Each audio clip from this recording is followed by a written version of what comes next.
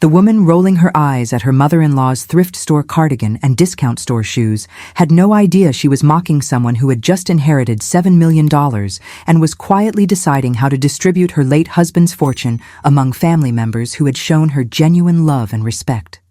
60-year-old Grace Washington sat at her son Marcus's dining room table, wearing a simple navy cardigan she had purchased at Goodwill for $12 and comfortable black flats from Payless that showed their age, but still provided the support her feet needed during the difficult weeks since her husband's funeral. Her daughter-in-law, Jessica, had been making pointed comments about Grace's appearance since she arrived for Sunday dinner, each remark carefully disguised as concern, but delivered with the kind of condescension that made Grace's chest tighten with hurt and disappointment. "Grace, honey," Jessica said, her voice dripping with false sweetness as she served the roasted chicken. "I know money's probably tight now that Harold's gone, but you really should consider updating your wardrobe. That cardigan looks like it came from a garage sale, and those shoes, well, they've definitely seen better days." Marcus, Grace's 35-year-old son, shifted uncomfortably in his chair but said nothing. He had inherited his father's gentle nature and his mother's reluctance to confront conflict, especially when it involved the woman he had married 3 years ago, despite Grace's private reservations about Jessica's character.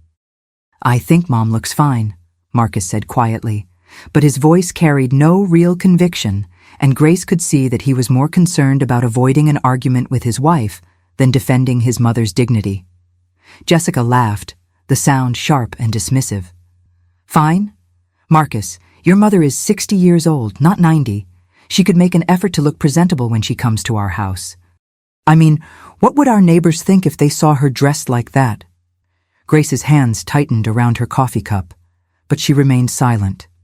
Inside her modest purse, which Jessica had also criticized earlier as embarrassingly cheap, were documents that would have shocked her daughter-in-law into speechlessness: the final settlement papers from Harold's estate, officially transferring $7.2 million into Grace's name. Harold Washington had been a quiet, methodical man who had worked as a mechanical engineer for 42 years while secretly building an investment portfolio that had grown far beyond anything Grace had imagined possible. He had lived modestly, driven older cars, shopped at discount stores, and never once mentioned the millions accumulating in accounts that Grace hadn't even known existed. The revelation had come 2 weeks ago, during a meeting with Harold's lawyer, that Grace had expected to be a simple reading of a basic will. Instead, she had discovered that her husband of 38 years had been a financial genius who had turned his modest engineering salary into a fortune through careful investing, frugal living, and an understanding of compound interest that had made him wealthy beyond most people's dreams. Harold had hidden his success because he believed that money changed people, that knowledge of wealth created expectations and relationships based on greed rather than genuine affection. He had wanted to live his life surrounded by people who loved him for who he was, not what he could provide for them. The estate included diversified investment accounts, rental properties in 3 states, municipal bonds, and a substantial cash position that generated more monthly interest than Grace had ever earned in a year of working as a school secretary. Harold had left everything to Grace, along with a letter explaining his financial philosophy and his hope that she would use the money wisely to help family members who had shown them genuine love and support. Grace had been struggling with the enormous responsibility of managing Harold's fortune while simultaneously grieving his loss and adjusting to life as a widow. She had decided to continue dressing and living modestly while she determined how to honor Harold's wishes and distribute the wealth among family members who deserved support. Her plan had been to observe how family members treated her during this vulnerable time, to see who offered genuine comfort and assistance versus those who saw her widowhood as an opportunity to criticize or take advantage of what they assumed was her reduced circumstances. Jessica's behavior over the past 2 weeks had been particularly revealing. Instead of offering emotional support or practical help during Grace's time of grief, Jessica had used every family gathering as an opportunity to criticize Grace's appearance, her housekeeping, her financial decisions, and her general ability to manage her life without Harold's guidance. "I'm just saying," Jessica continued, cutting her chicken with aggressive precision, that it's time for you to accept reality. You're a widow now, living on Social Security and whatever small pension Harold might have left you. You can't afford to be picky about appearances anymore, but that doesn't mean you have to look like you've given up on life. The irony was devastating. Grace was actually in the strongest financial position of her entire life, but Jessica's assumptions about widowhood and poverty had revealed a cruelty that Grace had suspected but never witnessed so directly. Maybe we could take you shopping, Jessica added with theatrical generosity. I know where to find decent clothes at reasonable prices. Nothing fancy, of course, but at least something that doesn't scream thrift store charity case to everyone who sees you. Grace looked around the dining room that she had helped Marcus and Jessica purchase by contributing $5,000 from her and Harold's savings account last year. She remembered how grateful Jessica had been then, how affectionate and respectful she had seemed when she thought Grace and Harold might be sources of financial assistance. Marcus finally spoke up, but his words were directed at diffusing his wife's criticism rather than defending his mother. Jess, maybe we could talk about this later. Mom's still adjusting to everything. Adjusting to everything was Marcus's euphemistic way of avoiding direct discussion of his father's death, his mother's grief, or the financial realities that he assumed Grace was facing. He had inherited Harold's tendency to avoid difficult conversations, but without Harold's underlying strength and wisdom. Grace had been hoping that Marcus would show more backbone in defending her, more insight into his wife's character, more of the loyalty and protection that she had expected from her only child. Instead, she was witnessing his willingness to sacrifice her dignity to maintain peace in his marriage. The realization was more painful than Jessica's insults. Grace had raised Marcus to be respectful and kind, but she was discovering that his conflict avoidance had made him complicit in his wife's cruelty. Jessica's phone buzzed with a text message, and she picked it up with obvious relief at the interruption. Oh, that's my sister. She's asking about the family pictures from last weekend. I told her I'd send them, but honestly, Grace, you might want me to crop you out of a few. That outfit you wore to the restaurant was pretty embarrassing. Grace set down her coffee cup and looked directly at Jessica for the first time during the conversation. Which outfit are you referring to? The brown dress with the cardigan, Jessica replied, without looking up from her phone. It looked like something from a costume party about poverty in the 1950s. I felt bad for Marcus, having to be seen in public with, well, you know. Grace knew exactly which dress Jessica meant. It was a simple brown dress that Grace had purchased at Nordstrom 15 years ago, and had always considered one of her more elegant choices. The cardigan had been a gift from Harold on their 35th wedding anniversary, cashmere that he had saved for months to afford. But Jessica saw only thrift store quality because she had made assumptions about Grace's financial situation that colored every interaction they had. The conversation was revealing everything Grace needed to know about Jessica's character, Marcus's loyalty, and the family dynamics that would influence how she distributed Harold's fortune. She was learning painful lessons about respect, genuine affection, and the difference between people who loved her and people who simply tolerated her presence. As Jessica continued scrolling through her phone and making plans that didn't include Grace, and as Marcus continued avoiding eye contact while finishing his dinner in uncomfortable silence, Grace made a decision that would change all their lives forever. She reached into her purse and pulled out her phone, preparing to make a call that would reveal the truth about her financial situation and force everyone at the table to confront their assumptions about worth, respect, and family obligations. Mr. Patterson, it's Grace Washington.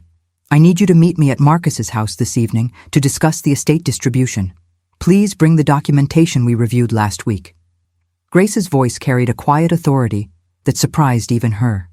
William Patterson had been Harold's financial advisor and estate attorney for 15 years, and he had expressed concern about Grace's emotional readiness to make major financial decisions so soon after Harold's death. As Grace ended the call, Jessica looked up from her phone with mild curiosity. Who's Mr. Patterson? Some kind of social worker helping you apply for assistance programs? The assumption was so far from reality that Grace almost smiled despite the pain of Jessica's continued condescension. William Patterson managed investment portfolios worth over $50 million for his exclusive clientele, and Harold had been one of his most successful and secretive clients. Marcus cleared his throat nervously. "Mom, is everything okay? You don't usually make phone calls during dinner." Grace folded her hands in her lap and allowed herself to remember the letter Harold had written to her, the letter that explained 42 years of financial strategy and sacrifice that she had never suspected. The letter had been sealed in an envelope marked, "For my beloved Grace, to be read after the lawyers' meeting," and had been waiting in Harold's desk drawer for 3 years, updated annually as their investments grew. "My dearest Grace," the letter had begun, "if you are reading this, then I am gone, and you have just discovered that we are much wealthier than I ever allowed you to know. Please forgive me for keeping this secret, but I believed that knowledge of our financial success would change how people treated us, how they viewed our choices, and how genuine their affection really was." Harold had explained his investment philosophy with the same methodical precision he had brought to engineering projects. He had started with small amounts, reinvesting dividends, purchasing undervalued stocks during market downturns, and taking advantage of compound growth over decades of patient accumulation. "I wanted us to live among people who loved us for who we were," Harold had written, "not what we could provide for them. I wanted Marcus to develop his own work ethic and character without the safety net of inherited wealth making him lazy or entitled. I wanted to see which family members and friends would show us kindness during difficult times, and which ones would only appear when they needed something." The estate included rental properties that generated $43,000 monthly in passive income, investment accounts worth over $6 million, municipal bonds providing tax-free interest, and cash reserves that Harold had accumulated by living far below their means for their entire marriage. Grace remembered how Harold had always insisted on shopping at discount stores, driving older cars, and taking modest vacations.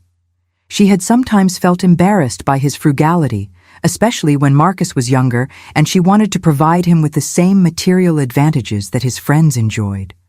Now she understood that Harold's modest lifestyle had been a deliberate choice, not a financial necessity.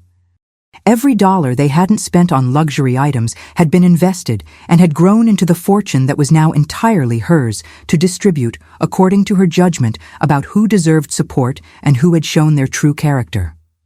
"I have watched Jessica for 3 years," Harold had written in a section of the letter that had made Grace's hands tremble as she read it. "She is not the daughter-in-law we hoped for Marcus. She shows kindness only when she wants something, respect only when she believes we have something to offer her. I trust your wisdom about whether she deserves any portion of this inheritance." Harold had been more perceptive about Jessica's character than Grace had realized. He had seen through her surface charm to the underlying selfishness and materialism that had become increasingly obvious during the past 2 weeks of Grace's widowhood. If this story is touching your heart, tell us in the comments where you're watching from. And if you're not subscribed yet, now's the time. Grace had spent the past 2 weeks reviewing Harold's detailed notes about family members, friends, and their patterns of behavior during various life events. Harold had been quietly documenting who visited them during illnesses, who remembered birthdays and anniversaries, who offered help without being asked, and who only appeared when they needed financial assistance.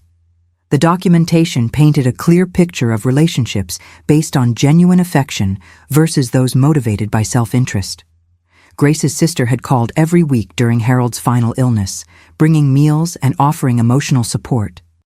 Marcus's cousin had driven 6 hours to attend Harold's funeral and had stayed afterward to help Grace with paperwork and household tasks. Jessica, by contrast, had complained about the funeral interfering with her planned vacation, had made no effort to help Grace with practical arrangements, and had begun criticizing Grace's choices within days of Harold's burial. "Grace," Jessica said, interrupting her memories, "you're being very mysterious with these phone calls. If you're having financial problems, we might be able to help, but you need to be honest about your situation." The offer was delivered with the kind of patronizing generosity that made Grace's stomach turn. Jessica was positioning herself as the financially stable family member who might consider helping the poor widow, when in reality, Grace could have purchased Jessica's house with cash and still had millions remaining. "What kind of help are you offering?" Grace asked quietly. Jessica glanced at Marcus before responding, clearly having discussed Grace's assumed financial difficulties in private conversations that excluded Grace herself. "Well," Jessica said, adopting the tone people used when explaining simple concepts to children, "we could probably contribute a small amount each month to help with your basic expenses. Nothing major, of course, because we have our own financial goals, but maybe enough to help you avoid the most embarrassing situations." Embarrassing situations? "Like wearing obviously cheap clothes to family gatherings," Jessica explained with false patience. "Or having to shop at those discount grocery stores where people might recognize you. I mean, you were married to Harold for almost 40 years. People expect his widow to maintain a certain level of dignity." Grace looked at Marcus, waiting for him to object to his wife's condescending characterization of his mother's circumstances and capabilities. Instead, Marcus nodded along as if Jessica's concerns were reasonable and her offer of financial assistance was generous rather than insulting. "That's very thoughtful," Grace said carefully. "How much were you thinking of contributing each month?" Jessica looked pleased that Grace was taking her offer seriously.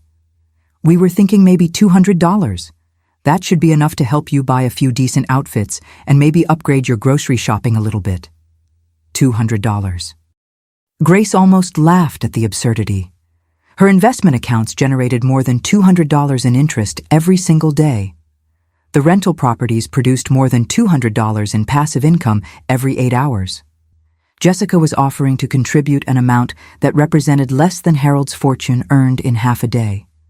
But the offer revealed everything Grace needed to know about Jessica's assumptions, her character, and her understanding of family obligations.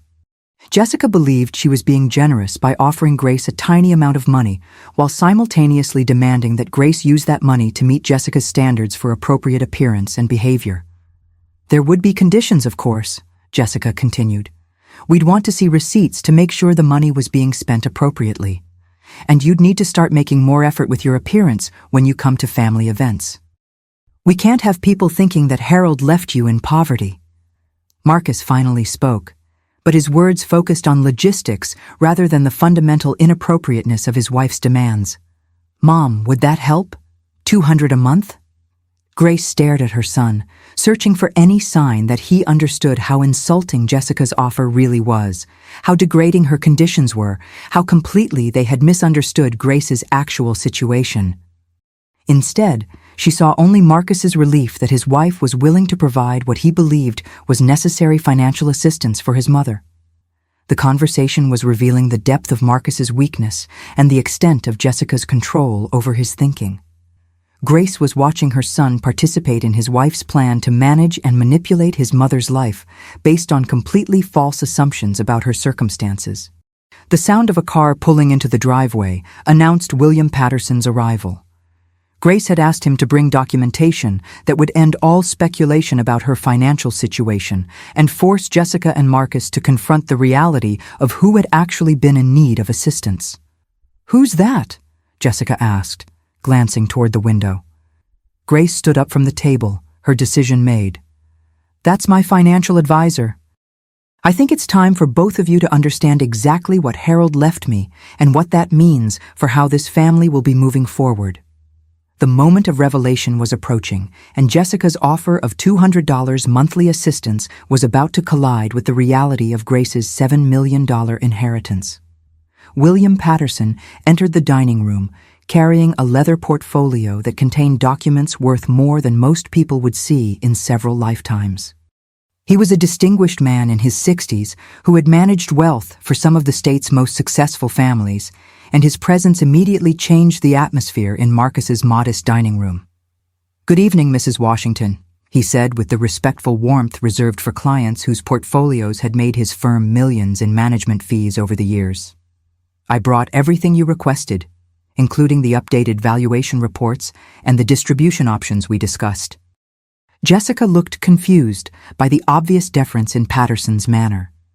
This was not how social workers or assistance program coordinators typically address their clients, and his expensive suit and professional portfolio suggested something far more significant than welfare paperwork. "Mr. Patterson," Grace said with quiet dignity, "I'd like you to explain Harold's estate to my son and daughter-in-law. I think it's time they understood the actual scope of what we're dealing with."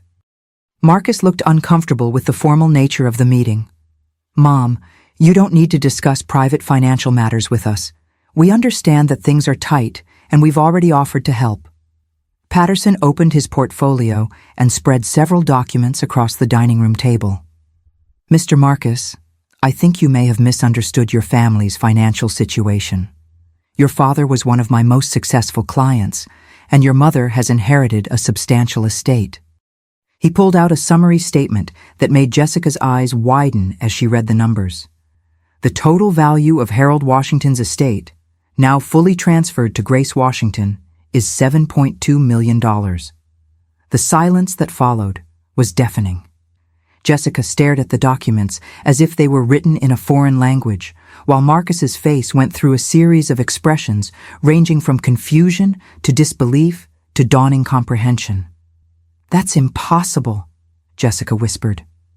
They shopped at discount stores. Harold drove a 15-year-old car. They never took expensive vacations or bought luxury items. $7 million? There has to be some mistake. Patterson smiled with the patient professionalism of someone accustomed to explaining wealth accumulation to people who had never witnessed it firsthand. Mr. Washington was extraordinarily disciplined about living below his means while investing the difference. Over 42 years, his investment strategy generated returns that far exceeded what most people achieve. He pointed to a breakdown of assets that included stock portfolios, rental properties, municipal bonds, and cash reserves. The rental properties alone generate over $43,000 monthly in net income. The investment accounts have averaged 12% annual growth for the past decade. Mrs. Washington's monthly passive income exceeds what many families earn in an entire year. Jessica's mouth opened and closed several times before she managed to speak. $43,000? Every month? That's just from the rental properties, Patterson explained. The total monthly income from all sources typically ranges between $60,000 and $70,000, depending on market conditions and dividend schedules. Grace watched Jessica's face as the reality of the situation sank in. The woman who had been offering $200 monthly assistance to help Grace maintain basic dignity was learning that Grace earned more in a single day than Jessica made in a week. Marcus found his voice first. "Mom, why didn't you tell us? Why did you let us think you were struggling financially?" Grace looked at her son with the expression of someone who had hoped for better understanding. "I wanted to see how you would treat me when you thought I needed help. I wanted to know who in this family would show genuine care for a grieving widow versus who would see my circumstances as an opportunity to criticize and control." The words hit Marcus like a physical blow. He began to understand that the past 2 weeks had been a test of his character, his loyalty, and his capacity for compassion during his mother's most vulnerable time. A test that he had failed completely. "Your father," Grace continued, "spent years documenting family relationships and character.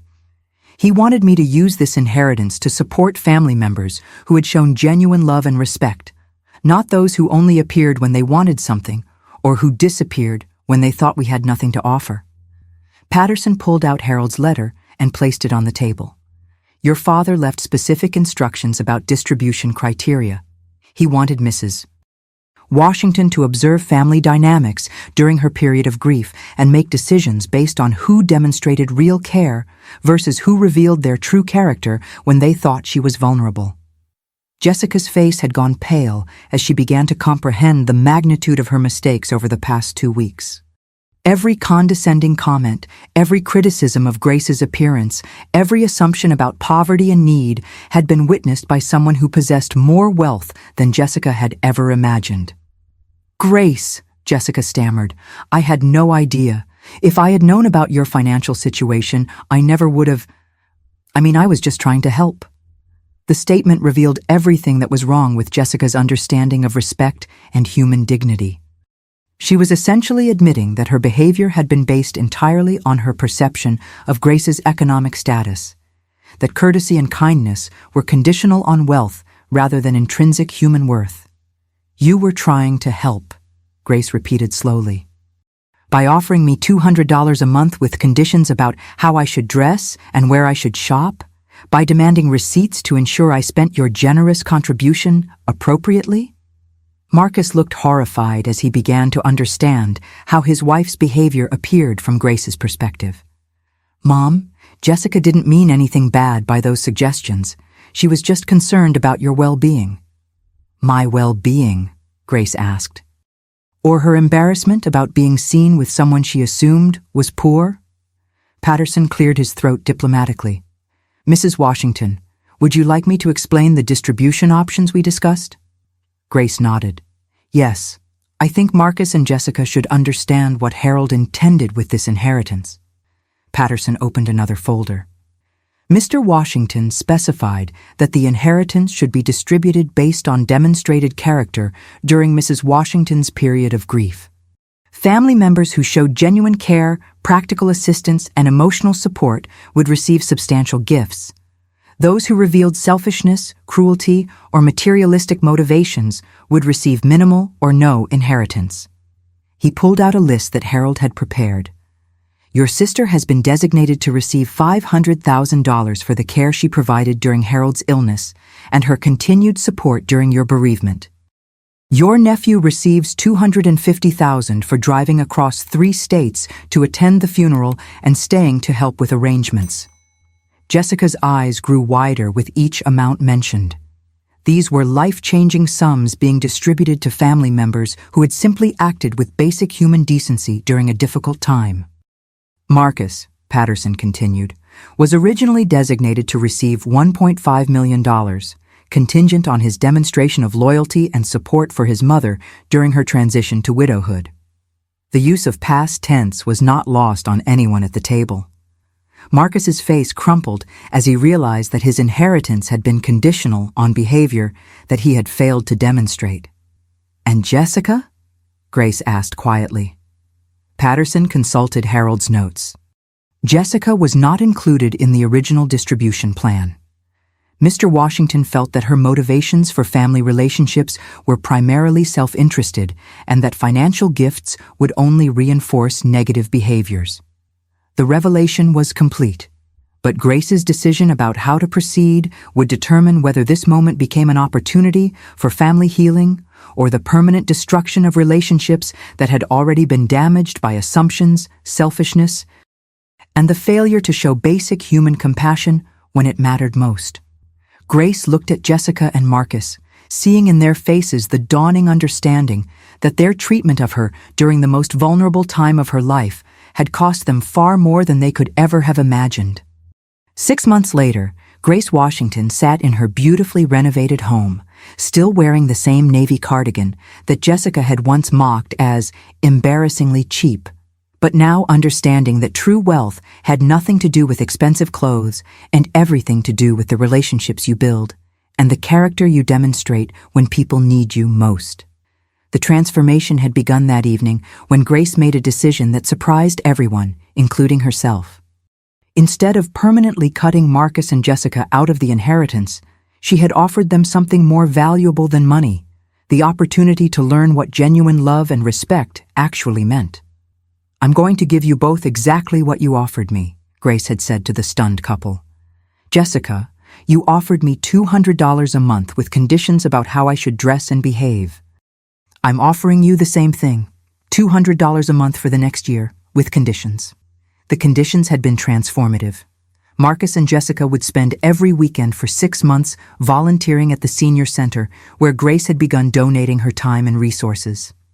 They would help elderly residents with daily tasks, listen to their stories, and learn to see past surface appearances to understand the dignity and worth of every person regardless of their economic circumstances. "You will learn," Grace had said, "that respect isn't conditional on wealth, that kindness isn't dependent on what someone can do for you, and that family obligations don't disappear when you think someone has nothing left to offer.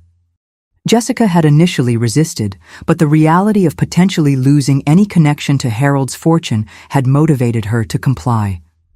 What neither she nor Marcus had expected was how profoundly the experience would change their understanding of worth, service, and genuine human connection.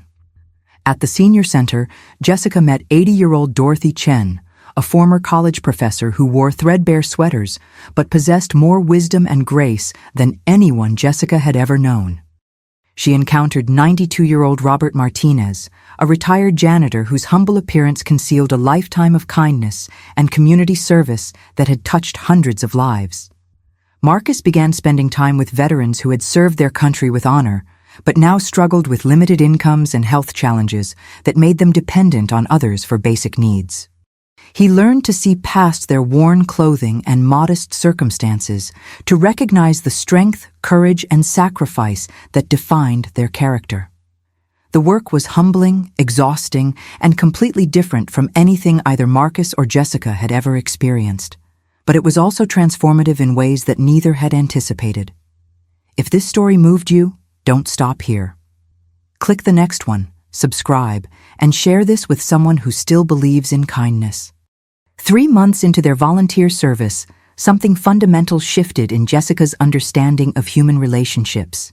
She began calling Grace not because she wanted anything, but because she had genuinely started to care about Grace's well-being and wanted to share stories about the remarkable people she was meeting at the senior center. "Grace," Jessica said during one of their phone conversations, "I met a woman today who reminded me so much of you. She was wearing this beautiful handmade scarf that her daughter had knitted for her, and she told me it was her most treasured possession because it represented her daughter's love.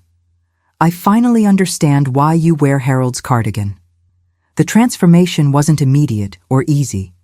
Jessica had to confront years of materialistic thinking and learn to value substance over surface appearances. Marcus had to develop the backbone to stand up for his principles rather than avoiding conflict at any cost. But Grace had provided them with something more valuable than immediate inheritance: the opportunity to become people worthy of Harold's legacy and her own respect. By the end of their 6-month commitment, both Marcus and Jessica had undergone changes that surprised even Grace. Marcus had found his voice and had begun defending elderly residents at the senior center who were being mistreated by staff or overlooked by visiting family members. Jessica had organized a clothing drive that provided dignity and comfort to residents who needed warmer clothes but couldn't afford new purchases. The real test came when their volunteer period ended and Grace sat them down for a final conversation about Harold's inheritance. "Your father wanted this money to go to family members who understood the difference between having wealth and being wealthy," Grace said. "Having wealth is about accumulating money. Being wealthy is about using whatever resources you possess to make life better for others." She handed Marcus an envelope that contained a check for $750,000, half of what Harold had originally intended, but still a life-changing amount that reflected Marcus's growth and demonstrated commitment to his family. "This comes with one condition," Grace said. "You will use a portion of this inheritance to continue supporting the senior center and other community programs that serve people who need assistance. You will remember that your good fortune creates an obligation to help others, not an opportunity to feel superior to them."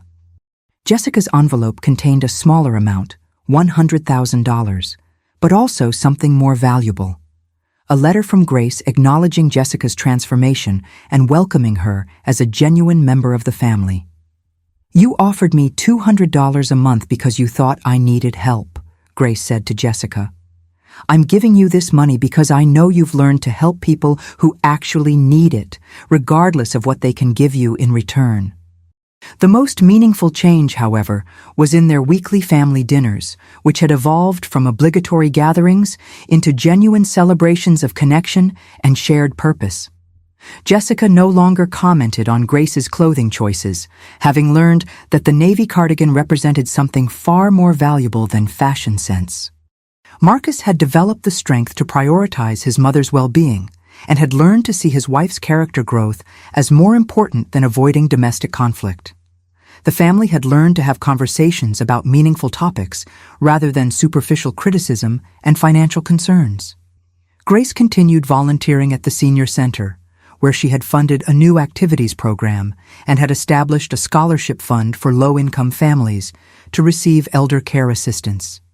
Her wealth had become a tool for community building rather than personal luxury. The navy cardigan had become a symbol of something profound.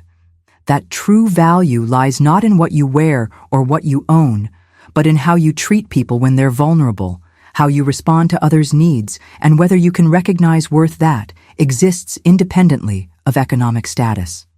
Harold's fortune had ultimately achieved exactly what he had intended. It had revealed character, tested family relationships, and created opportunities for growth and service that would extend far beyond Grace's lifetime.